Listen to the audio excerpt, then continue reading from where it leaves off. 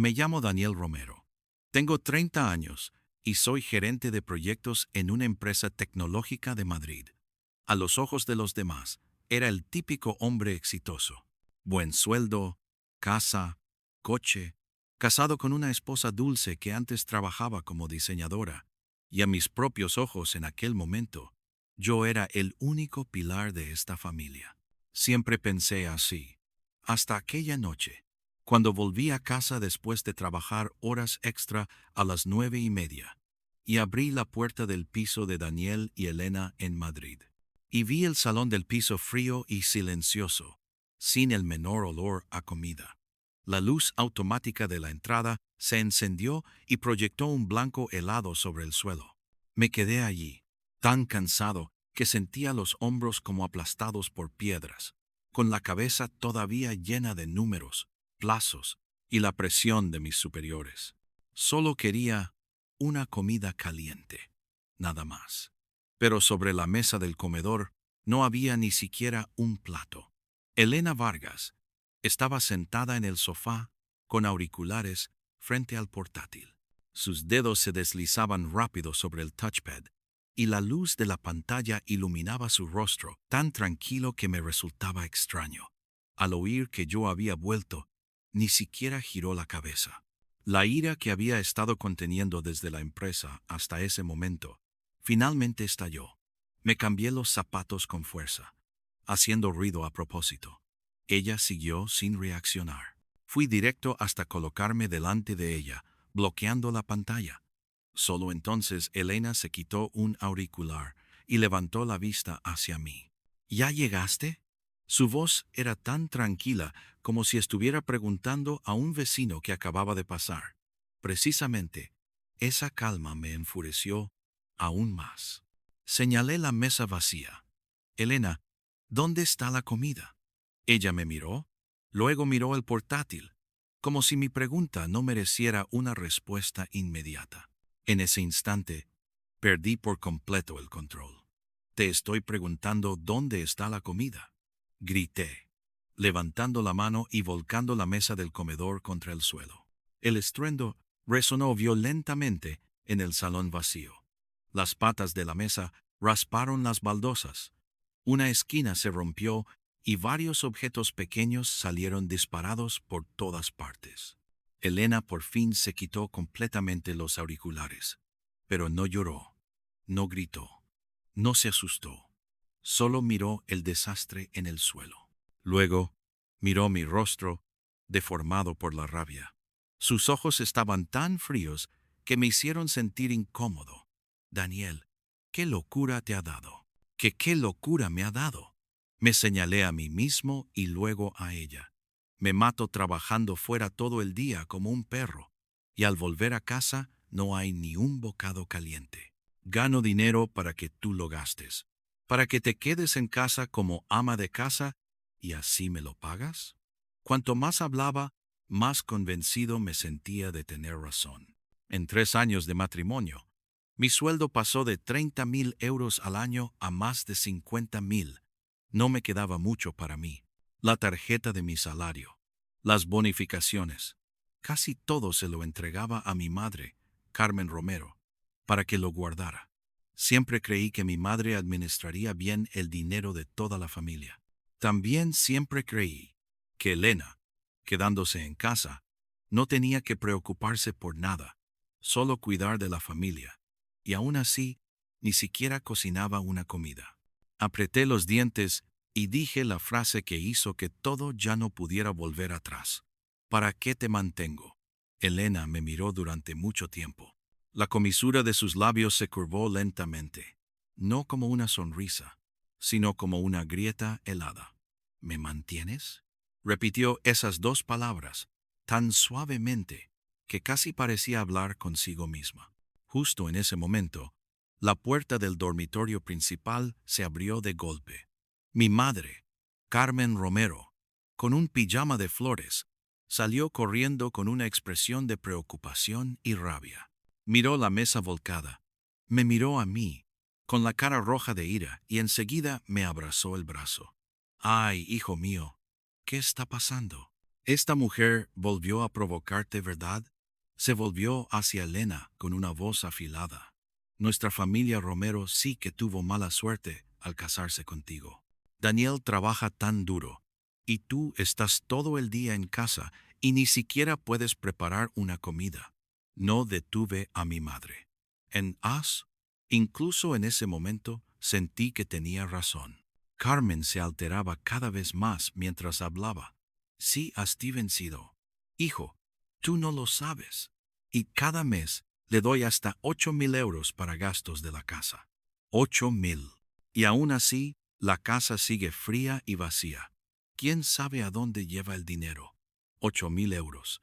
Esa cifra cayó sobre mi cabeza como un martillazo. Me giré bruscamente hacia Elena. En mi corazón apareció de inmediato la respuesta que yo quería creer.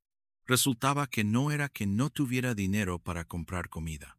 Resultaba que el dinero de los gastos se lo gastaba en otra parte. Quizá se lo enviaba a su familia.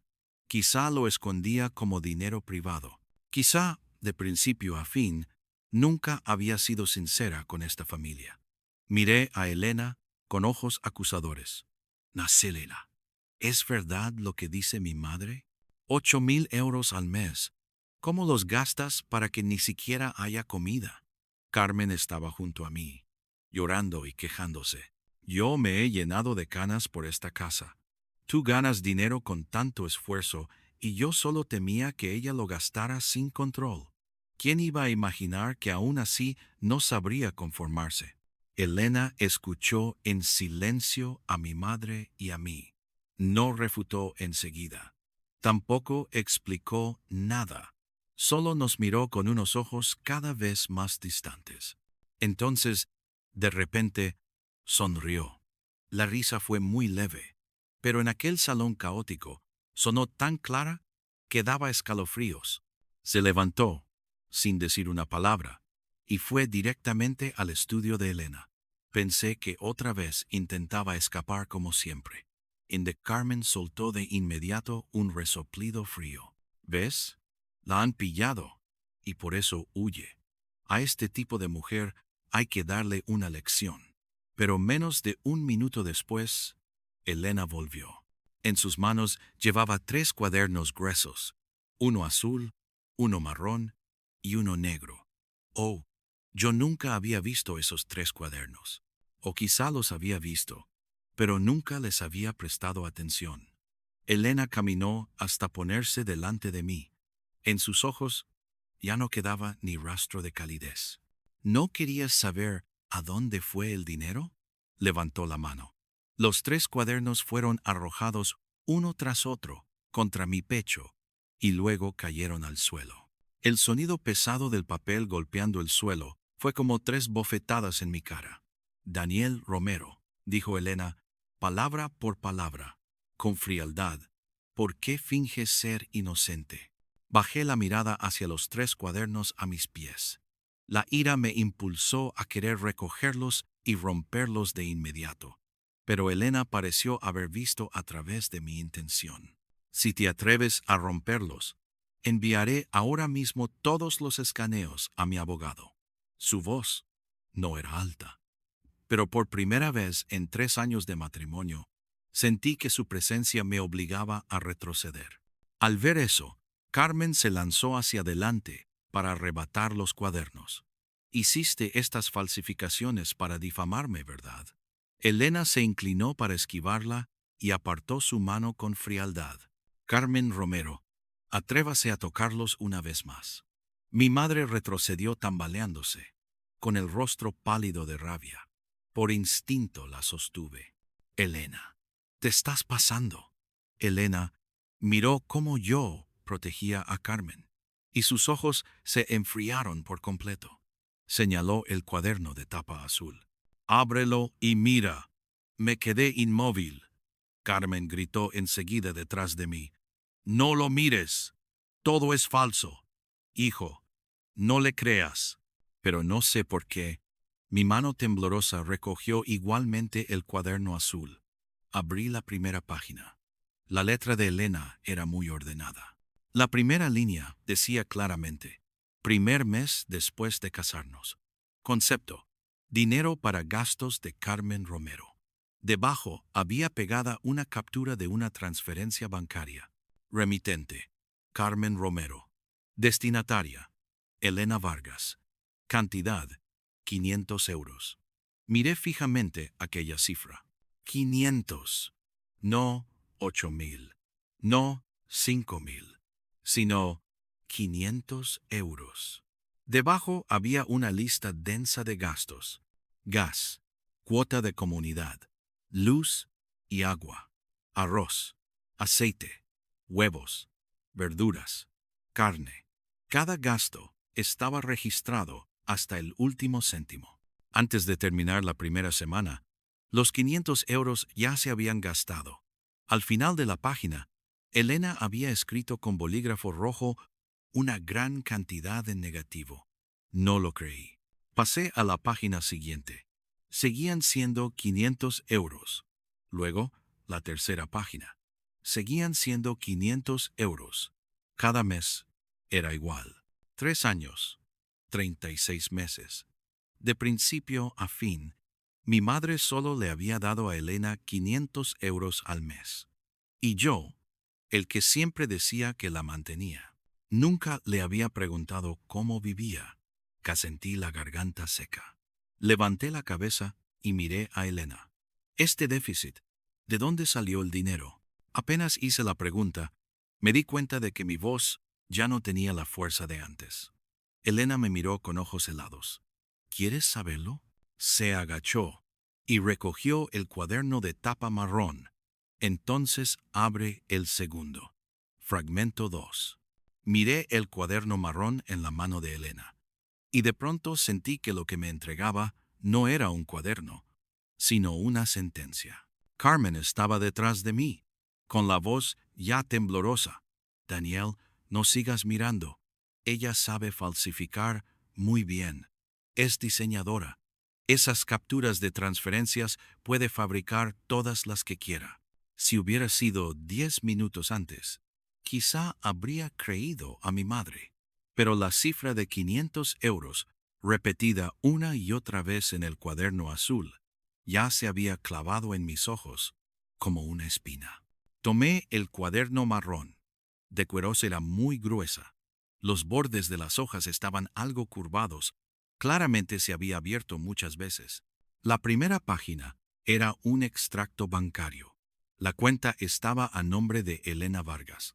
Saldo inicial: 200,000 euros. La nota al lado solo tenía 2 palabras: dote personal. Recordaba ese dinero. El día de la boda, los padres de Elena le habían transferido en silencio una cantidad para que tuviera un respaldo. En aquel momento, yo incluso me reí. Le dije que, ya casada conmigo, no necesitaba guardarse una salida. Dije, yo puedo mantenerte. En aquel entonces Elena solo sonrió, sin discutir. Ahora que lo pienso, aquella sonrisa parecía como si ella hubiera visto, desde hacía tiempo, un futuro que yo nunca quise mirar. Seguí pasando páginas. Desde el primer mes después de casarnos, comenzaron a aparecer gastos regulares en el extracto. Nota: compensación de gastos familiares. Con manos temblorosas comparé el cuaderno azul. El primer mes, el cuaderno azul indicaba un déficit de 2,870 euros. En el cuaderno marrón del mismo mes, había una retirada exacta de 2,870 euros. El segundo mes faltaban 3. 100 euros. El cuaderno marrón también tenía una cantidad exacta de 100 euros. Y cuanto más rápido pasaba las páginas, más se me hundía el corazón. Cada déficit del cuaderno azul coincidía con una salida de dinero de la cuenta de la dote de Elena. Ni un céntimo de diferencia. Durante estos 3 años, esta casa no se sostuvo con el dinero que daba mi madre, tampoco con el sustento que yo imaginaba, sino con el dinero de respaldo de Elena, con el dinero que sus padres le dejaron por si este matrimonio terminaba hiriéndola. El saldo de la cuenta fue bajando poco a poco. 200, 0, 0, 0, 150, 0, 0, 0, 100, 0, 0, 0, 50, 0, 0, 0. En las últimas páginas, la cifra restante era apenas superior a 18. 000 euros. Miré esos números con la mente en blanco. Carmen seguía intentando defenderse. Fue voluntario. ¿Quién la obligó? Si ya era esposa, ¿no era lógico que ayudara a la familia? Giré la cabeza y miré a mi madre. Por primera vez en mi vida, sentí que su rostro me resultaba tan extraño. ¿Mamá sabía esto? Carmen evitó mi mirada. ¿Y qué si lo sabía? ¿Ella tenía dinero? ¿Acaso no debía sacarlo para usarlo en la casa de su marido? Aún no había alcanzado a decir nada cuando mis ojos se detuvieron en una página del medio del cuaderno. Un gasto inusualmente grande. 50, 0, 0, 0 euros. Nota. Cirugía cardíaca de Manuel Romero. Mi mano se quedó rígida. Mi padre, Manuel Romero, había necesitado una cirugía cardíaca de urgencia hacía medio año en el Hospital Clínico de Madrid. En aquel momento yo estaba de viaje de trabajo fuera de la ciudad, desesperado de preocupación. Carmen me dijo por teléfono: «No te preocupes, hijo. Mamá todavía tiene ahorros. Mamá se encargará de tu padre». Yo lo creí. Incluso me había sentido conmovido por el sacrificio de mi madre por la familia. Una vez dije delante de Elena que mi madre era la mujer más sensata, la que mejor sabía cargar con responsabilidades. No recuerdo qué expresión tuvo Elena en ese momento. Quizá guardó silencio. Quizá bajó la cabeza. Quizá su corazón se enfrió un poco más. Elena señaló ese gasto y dijo con voz tranquila: «La cirugía de tu padre la pagué yo». No pude decir ni una palabra. Carmen dijo que me lo devolvería. Esperé medio año. Pasó otra página. Después de que tu padre saliera del hospital, el médico dijo que debía alimentarse bien. Ese mes, los gastos familiares quedaron en negativo por más de 5,000 euros. También los cubrí yo. Carmen de pronto se desplomó sentada en el suelo. Empezó a llorar y a golpear el piso con las manos. «Ay, ya no puedo vivir más. Mi hijo se casó y ahora sospecha de su propia madre. Qué desgraciada soy. Si hubiera sido antes, con solo ver llorar así a mi madre, sin duda me habría puesto de su lado. Pero en ese momento, aquel llanto solo hacía que me zumbaran los oídos». Elena no la miró. Se agachó y recogió el último cuaderno, el de tapa negra. ¿Sabes qué he estado haciendo estos 2 últimos años después de que tú te dormías? La miré. En mi mente aparecieron innumerables noches en que volvía tarde por trabajar horas extra y veía la luz encendida en el estudio de Elena.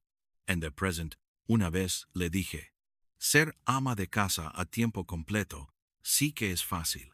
Hasta tienes tiempo de ver películas de madrugada». De verdad creí que estaba viendo películas, o comprando cosas, o matando el tiempo. Elena dejó el cuaderno negro delante de mí. Lo abrí. Dentro no había registros de gastos. Era un portfolio de diseño. Diseños de logos, carteles e identidades de marca, todos impresos con orden. Tan profesionales que me dejaron sin aliento. En la esquina inferior de cada diseño había un seudónimo. No conocía ese seudónimo, pero el trazo, las notas, el estilo de composición, reconocí que eran de Elena. Antes de casarse, ella había sido una diseñadora excelente. Fui yo quien le dijo que dejara el trabajo. Fui yo quien le dijo que tenía la capacidad de mantenerla. Fui yo quien creyó que le estaba dando una vida tranquila. Pero en realidad, Fui yo quien la encerró en una jaula con mis propias manos. Pasé página tras página. En un logo de una cafetería me hizo detenerme.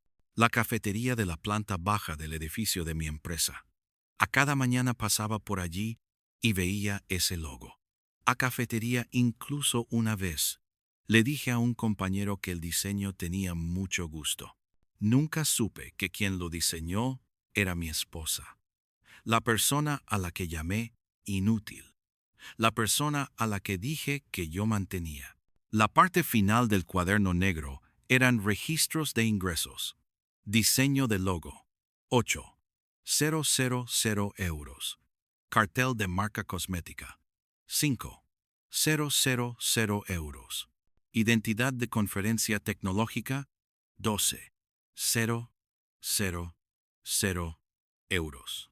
Cada mes, Elena obtenía ingresos de trabajos externos. Desde el año pasado, ya no usaba el dinero de su dote. Usaba los escasos 500 euros que Carmen le daba, sumados al dinero que ella misma ganaba, para seguir sosteniendo esta casa. El resto lo ahorraba. Elena me miró, con la voz aún muy calmada, y me dejé un camino de salida. Abrí la boca, pero sentí la garganta llena de arena. De pronto, entendí que durante 3 años, Elena no era que no cocinara. No tenía dinero para cocinar, que tampoco tenía tiempo para cocinar.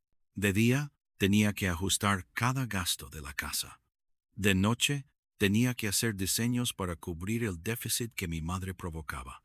Y yo, cada vez que volvía a casa, solo sabía reprocharle que no fuera una esposa suficientemente buena. Elena cerró el cuaderno negro. El leve clic sonó como si cerrara la tapa del ataúd de nuestro matrimonio. Me miró, y en sus ojos ya no había rabia, solo quedaba vacío. No, Daniel. Ahora dime, ¿de verdad me mantuviste tú? Me quedé de pie en medio del salón caótico, con la mesa que yo mismo había volcado a mis pies, y en mis manos los 3 cuadernos que ella había escrito con sangre, lágrimas y juventud. Por primera vez entendí. Noé, la persona mantenida en este matrimonio, no era Elena, era yo, era mi arrogancia, era mi estupidez, era la ilusión de creer que solo por ganar dinero tenía derecho a juzgar todos los sacrificios silenciosos de otra persona. Fragmento 3. No sé cuánto tiempo me quedé paralizado en el salón del piso. Carmen seguía sentada en el suelo llorando, pero su llanto ya no me provocaba compasión como antes. Solo parecía un sonido estridente que me recordaba que durante 3 años había dejado que ese llanto tapara toda la verdad. Miré a Elena. Ella estaba a unos pasos de mí, con una figura delgada, el rostro tranquilo y los 3 cuadernos entre nosotros como 3 muros imposibles de cruzar. Quise decir perdón, pero la garganta parecía cerrada con llave. Quise acercarme a abrazarla, explicar que no sabía nada, que yo también había sido engañado por mi madre. Pero los ojos de Elena me dijeron que esas palabras llegaban demasiado tarde. Me miraba sin furia y también sin expectativa. Precisamente esa falta de expectativa me dio miedo. Elena apenas pronuncié su nombre. Carmen se levantó de un salto del suelo. Señaló a Elena con el dedo y chilló. No creas que por hacer esos cuadernos eres tan lista. Tenías dinero y no lo dijiste antes, fingiendo ser una pobre víctima. Desde el primer día que entraste en la familia Romero, ya estabas desconfiando de nosotros. Cerré los ojos. Mamá, no digas más. Pero mi voz era demasiado débil, tan débil que incluso yo me odié. Elena me miró con una leve curva en los labios. No era una sonrisa, era el final. Ansquile, Daniel, ya basta. Solo 3 palabras, y toda la habitación pareció enfriarse. Se dio la vuelta y entró en el dormitorio principal. En ese momento, yo aún pensé ingenuamente que solo quería estar tranquila. Pero unos minutos después, Elena salió arrastrando una maleta plateada, una maleta pequeña que podía subirse al avión. Estaba preparada desde hacía mucho tiempo. El corazón se me contrajo de golpe. ¿Qué te, Elena? ¿A dónde vas? Me lancé hacia ella y extendí la mano para retenerla. Elena inclinó el cuerpo y evitó mi mano como si evitara algo sucio. No me toques. Me quedé rígido. Miró mi mano detenida en el aire y dijo cada palabra con claridad. Me das asco. Esas 3 palabras me dolieron más que todos los cuadernos de antes. Elena arrastró la maleta y pasó a mi lado. No miró a Carmen. Tampoco volvió a mirar la casa que había sostenido en silencio durante 3 años. Al llegar a la puerta, se detuvo unos segundos. El acuerdo de divorcio te lo enviará mi abogada. Miró los 3 cuadernos sobre la mesa. Cada euro y cada céntimo que esta casa me debe.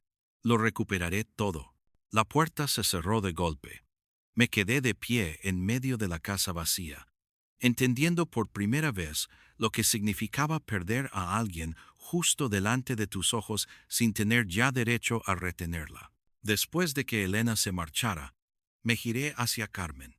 Ella seguía susurrando insultos, diciendo que Elena era una ingrata, que era codiciosa, que seguramente ya tenía a otro fuera desde hacía tiempo. Miré a la madre en quien había confiado absolutamente, y sentí un frío profundo subir dentro de mí. ¿Por qué? Carmen se quedó inmóvil. La miré directamente. ¿Por qué solo le dabas a Elena 500 euros al mes? ¿Por qué usaste su dinero para pagar el hospital de papá y dijiste que era dinero tuyo? ¿Por qué me engañaste? Carmen, al principio evitó mi mirada. Luego, como si la hubieran provocado, levantó de inmediato la voz. ¿Y acaso no lo hice por ti? Ella es una extraña. Tenía que comprobar si de verdad era sincera con nuestra familia. ¿Comprobar? Solté una risa, pero la voz salió ronca. ¿La obligaste a usar su dote para mantener a toda nuestra familia? ¿La obligaste a trabajar hasta medianoche para cubrir los gastos? ¿Y llamas a eso comprobar? Una mujer, al casarse, también entrega su dinero a la familia del marido. Carmen lo dijo como si fuera una verdad absoluta. Y tu sueldo también. Tú eres mi hijo. Tu dinero, por supuesto, es mío. Yo lo guardo por ti. ¿Qué hay de malo? La miré, y de pronto me resultó extraña, hasta dar miedo. En el mundo de Carmen, yo no era un hombre adulto. Yo era una propiedad suya. Y Elena solo era una intrusa, que debía ser rebajada, sospechada y controlada. Obligué a Carmen a sacar la libreta de ahorros. Ella se negó. Abrazó con fuerza una bolsa de tela y gritó que era su dinero para la vejez. Le dije que si no devolvía el dinero a Elena, cortaría toda ayuda económica de ahora en adelante. Discutimos hasta casi el amanecer. Al final, Carmen arrojó la libreta de ahorros delante de mí, llorando y maldiciéndome por ser un hijo ingrato. En ella había más de 400.000 euros. Una parte era mi salario. Otra parte era la juventud de Elena. De inmediato transferí todo a la cuenta que Elena indicó después en la carta de su abogada. En la nota escribí, dinero que te debo, pero en menos de un minuto, el dinero fue devuelto. El mensaje adjunto tenía solo 3 palabras. Nos vemos en el juzgado. Miré la pantalla del teléfono, sintiendo como si me hubieran empujado al agua helada. Elena no quería mi arrepentimiento barato. Quería terminar. Sí. Unos días después, la recepcionista Laura me llamó para que bajara a la recepción de la empresa. Me entregó una bolsa de documentos gruesa, con una mirada algo curiosa y compasiva. La abrí en el despacho de Daniel. Dentro estaban la carta de la abogada y la demanda de divorcio. La abogada Sofía Martín, amiga íntima y abogada de Elena, enumeraba claramente cada cantidad: el dinero de gastos domésticos recortado, la dote que Elena había usado para cubrir a la familia, los 50.000 euros de gastos médicos de Manuel, junto con la solicitud de división de bienes matrimoniales. Cada cifra tenía pruebas. Cada línea era fría como un cuchillo. Llevé los documentos a casa. Carmen se volvió loca apenas los vio. Rompió los papeles en pedazos. Quiere robarnos el dinero. No le daré ni un céntimo. Le dije con cansancio que esas cantidades tenían pruebas, que nosotros no teníamos razón. Pero Carmen no escuchó. En su cabeza solo había un pensamiento. Elena era una traidora que quería robar el dinero de la familia Romero. La tarde siguiente, Sofía me llamó. Su voz era calmada, pero muy fría. Daniel, controla bien a tu madre. Está montando un escándalo bajo el edificio antiguo de Lavapiés. Si no vienes, llamaré a la policía. Conduje hasta allí a toda prisa. Desde lejos ya podía oír los insultos de Carmen bajo el edificio de Sofía. Estaba en medio de un grupo de vecinos, señalando hacia el piso de arriba. Insultaba a Elena llamándola codiciosa, estafadora y zorra seductora. Los vecinos del edificio de Sofía se habían reunido alrededor para ver el espectáculo. Sofía estaba a un lado, grabándolo todo con el teléfono. Corrí a tirar de Carmen. «Mamá, vuelve a casa conmigo». Ella apartó mi mano y se sentó de golpe en el suelo. Empezó a llorar y a hacer una escena. Justo entonces llegó un coche de la policía municipal.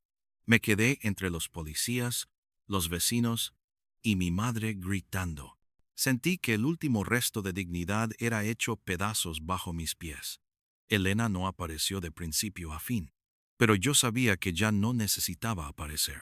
Ella había salido de ese lodazal, mientras que Carmen y yo seguíamos allí, hundiéndonos en aquello que nosotros mismos habíamos provocado. Al día siguiente, el video de Carmen montando el escándalo se viralizó en Internet. Aunque los rostros estaban difuminados, la empresa me reconoció por el coche y por la información que los internautas encontraron. Carlos Ibáñez me llamó a la oficina de recursos humanos. Empujó el teléfono hacia mí.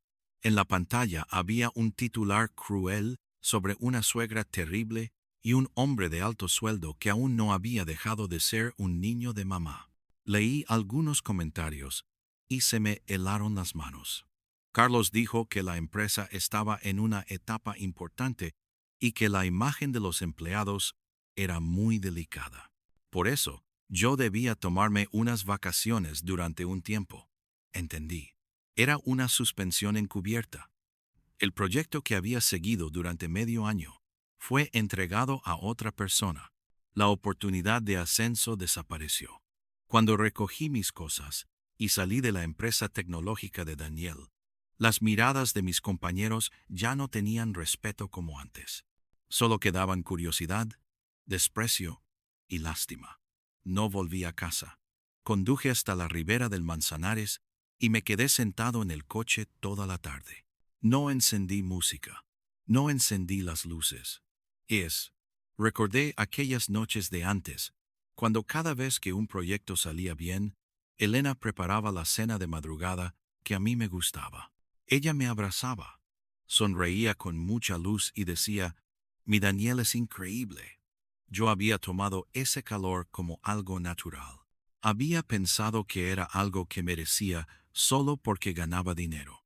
Ahora entendía que aquello era el puerto que Elena había construido para mí, con su paciencia y su amor. Y yo lo había volcado con mis propias manos. Apoyé la cabeza sobre el volante a los 30 años. Lloré por primera vez, como un niño. Fragmento 4. Después del día en que fui suspendido del trabajo, tuve mucho tiempo, pero ese tiempo no me salvó. Solo me obligó a sentarme en la casa vacía, mirar cada rincón y descubrir que en todas partes había huellas de Elena. Empecé a aprender a cocinar.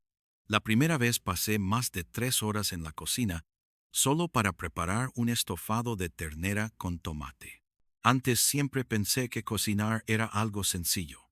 Si uno se quedaba en casa, si tenía tiempo, entonces, por supuesto, debía poder hacerlo.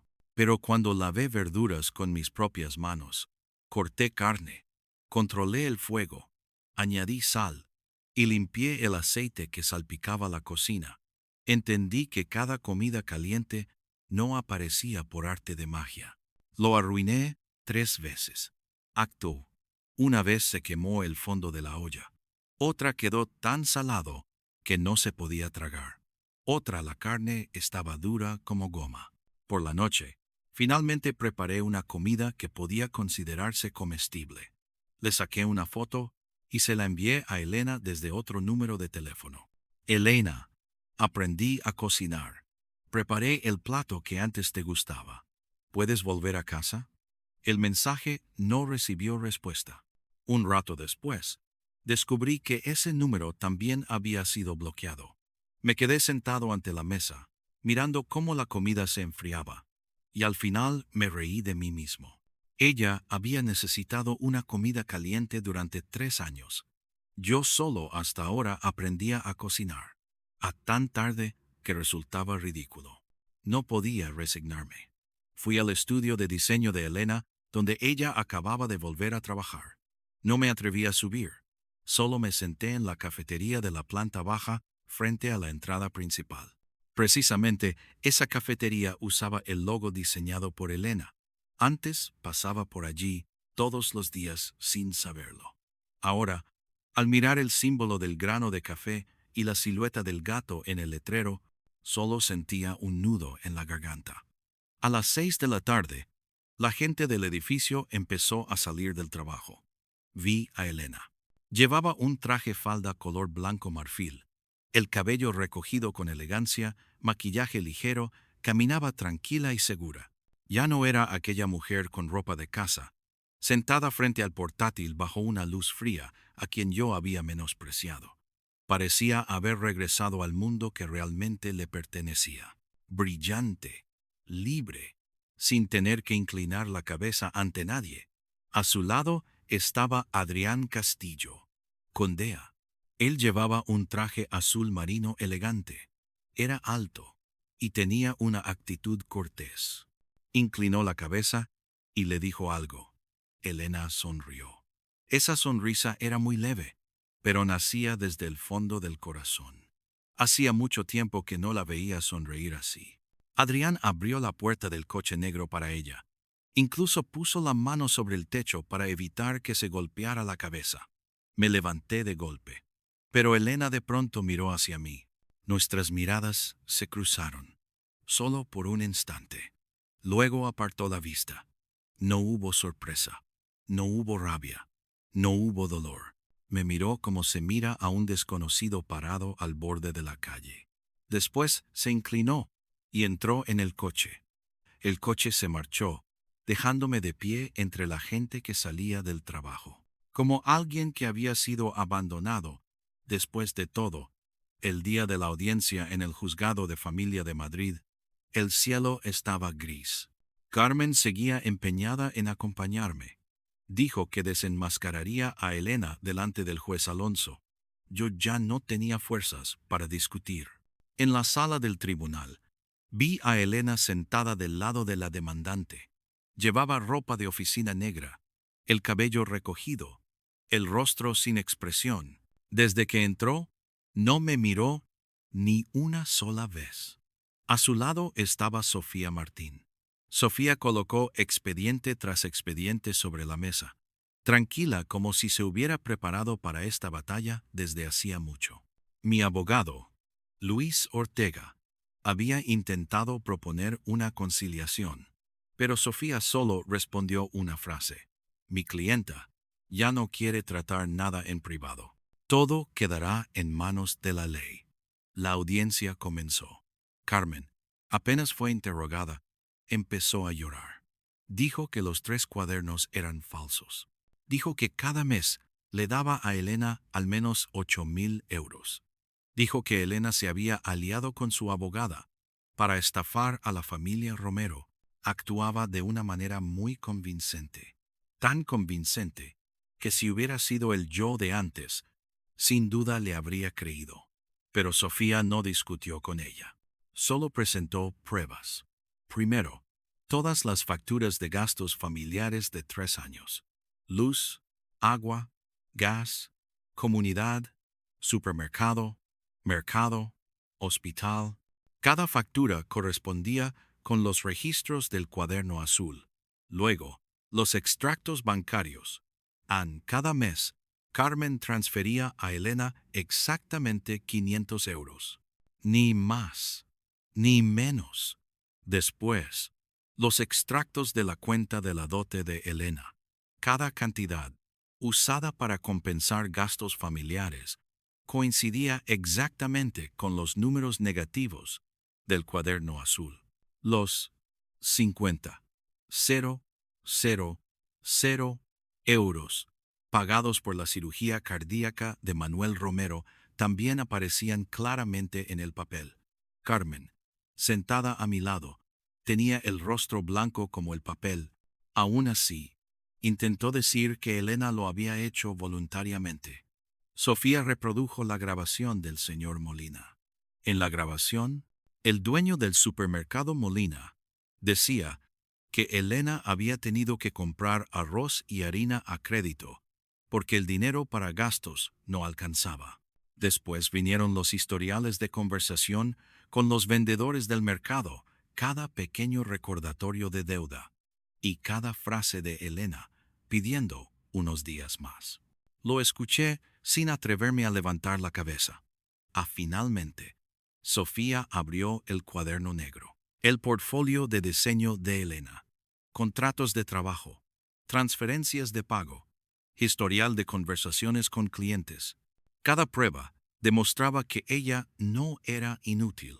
Había trabajado, había ganado dinero, había sostenido esta casa, mientras yo me proclamaba la persona que la mantenía. Luis Ortega no pudo decir mucho, porque las pruebas eran demasiado completas. Yo tampoco refuté nada. Ya no tenía cara para refutar. El juez Alonso me preguntó si tenía algo que decir. Miré a Elena. Ella seguía sin mirarme. Me levanté con la voz ronca. Estoy de acuerdo con el divorcio. Carmen me tiró enseguida del brazo. ¿Te volviste loco? ¿De verdad vas a dejar que se lleve el dinero de nuestra familia? Aparté su mano. Por primera vez, delante de todos, le dije a mi madre, ese no es el dinero de nuestra familia, es el dinero que le debemos. La sentencia final casi no tuvo sorpresas. El tribunal aceptó el divorcio. Yo debía devolver el dinero que Elena había adelantado, los gastos de la cirugía de mi padre y la parte de los bienes matrimoniales que a ella le correspondía. Carmen se desplomó en la silla, susurrando aún que Elena era cruel. Yo ya no quería escuchar. Después de la audiencia, perseguí a Elena hasta el pasillo. Elena. Ella se detuvo, pero no se giró del todo hacia mí. Miré su espalda recta, con la garganta bloqueada. Lo siento. Por fin dije esas 3 palabras, pero sonaban lamentablemente ligeras frente a los 3 años que ella había soportado. Elena guardó silencio un momento. Luego dijo, Daniel, ya no necesito tus disculpas. Giró la cabeza y me miró. Sus ojos estaban muy tranquilos. De ahora en adelante, vive como un adulto. Después de decir eso, caminó hacia Sofía. Adrián la esperaba fuera de la puerta del juzgado. Él le entregó un abrigo. Elena lo recibió sin volver la cabeza. Me quedé bajo el alero del juzgado de familia de Madrid, viéndola marcharse bajo el cielo gris. Perdí mi matrimonio. Perdí mi carrera. Perdí incluso la creencia de que alguna vez fui un buen marido. Pero al final entendí una cosa.